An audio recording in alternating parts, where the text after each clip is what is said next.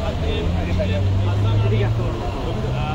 আদিলুর রহমান খান, মাহফুজ আলম, এনারা তিন উপদেষ্টা ছিলেন। খুবই সৌহার্দ্যপূর্ণ পরিবেশে মিটিং হয়। আপনারা দেখছেন যে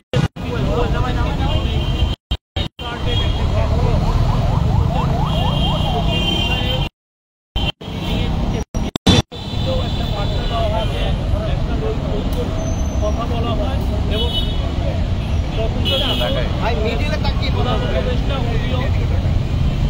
সামনের দিকে তাকায় বলে প্রধান উপদেষ্টা উনিও এই ন্যাশনাল ইউনিটির কথা বলেছেন। ইউনিটির ক্ষেত্রে জাতির স্ট্যাবিলিটির ক্ষেত্রে উনি সবার মধ্যে ইউনিটির কথা বলেছেন। সেটা এমন স্টুডেন্ট, জনতা, হিন্দু, মুসলমান, খ্রিস্টান সবার মধ্যে উনি ন্যাশনাল ইউনিটির বার্তা বলছেন।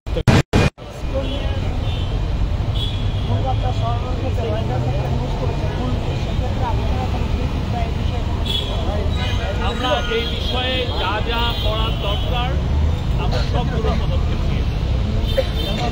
দেখছি শিক্ষার্থীদেরকে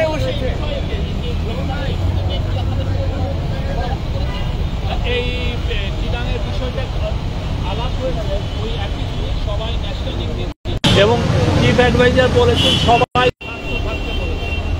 হ্যাঁ, সবাইকে শান্তির বার্তা দিয়েছেন এবং সবাইকে শান্ত থাকতে বলা হচ্ছে যে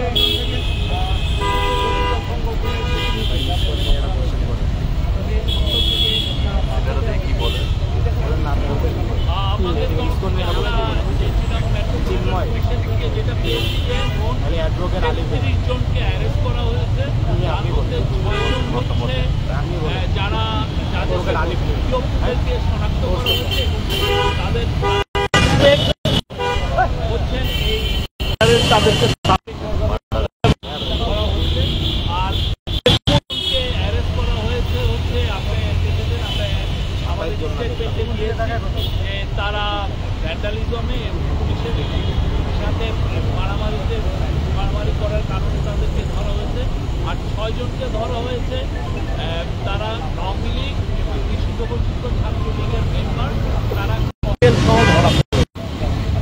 মাননীয় প্রেস সচিব বিএনপি যে সাম্প্রতিক কিছু ঘটনা প্রকাশ করেছে তার প্রেক্ষিতে প্রধান উপদেষ্টা বলে এইটাই তো উনি সবাইকে শান্ত হতে বলেছেন আর ন্যাশনাল ইউনিটির কথা বলেছেন।